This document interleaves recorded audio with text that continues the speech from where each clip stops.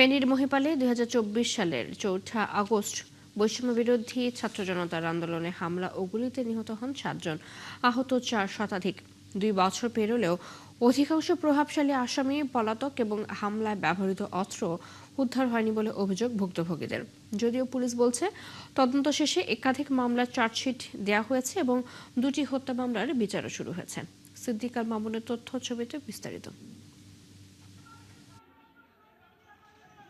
২০২৪ সালের জুলাইয়ে বৈষম্য বিরোধী ছাত্র আন্দোলন এক পর্যায়ে এক দফা আন্দোলনের রূপ নেয়। ৪ আগস্ট দুপুরে ফেনী শহরের উপকণ্ঠ মহিপাল এলাকায় সংঘর্ষ হয়। ঘটনাস্থলে নিহত হন ৭ জন, আহত হন ৪ শতাধিক মানুষ। গুরুতর আহতদের মধ্যে প্রায় ৫০ জন স্থায়ীভাবে চলাচলের শক্তি হারায়।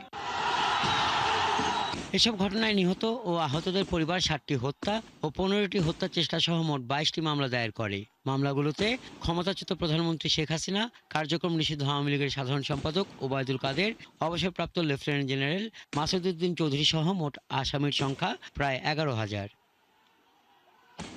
২ বছর পেরিয়ে গেলেও অধিকাংশ প্রভাবশালী আসামি এখনও গ্রেপ্তারের বাইরে। এ পর্যন্ত প্রায় ৫০০ জন গ্রেপ্তার হলেও অনেকে ইতোমধ্যে জামিনে মুক্ত।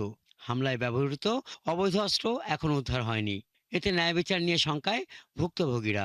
একটা মশার কামড় খেলে কিরকম যন্ত্রণা হয়, আর আমার ছেলের ৪টা বুলেট বুকের ভিতরে পড়ছে। আমাদের তো একটাই দাবি, আমাদের ছেলেদের যেন বিচারটা হয়।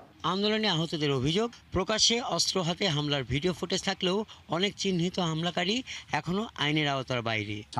সামনের সারি আসামিদেরকে এখনো গ্রেপ্তার করা হয় নাই আমার মামলায়। পাশাপাশি যে অস্ত্রগুলো ব্যবহার হয়েছে আদৌ কোনো অস্ত্র উদ্ধার হয় নাই ফেনী থেকে। যারা আহত হয়েছে এবং যারা এই পথে শহীদ হয়েছে তাদের মূলত দাবি ছিল সঠিক ন্যায় বিচার। তারা সেই ন্যায় বিচারই পাচ্ছে না।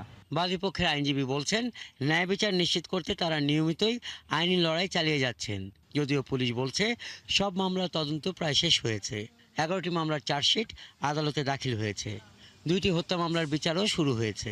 যারা এই দেশে আইনের শাসন, মানুষের ভোটাধিকার আদায়ের জন্য শহীদ হয়েছেন, শহীদ পরিবার যাতে ন্যায় বিচার, অতি দ্রুত ন্যায় বিচার পায়। প্রত্যেকটা মামলা সর্বোচ্চভাবে যারা জড়িত ছিল তাদেরকে আইনের আওতায় আনার জন্য তাদেরকে অভিযোগপত্রে, যারা দোষী ছিল তাদেরকে অভিযোগপত্রে আনা হচ্ছে। ভুক্তভোগী পরিবারের দাবি, ভিডিও ফুটেজ বিশ্লেষণ করলে প্রকৃত হামলাকারীদের সহজেই শনাক্ত করা সম্ভব।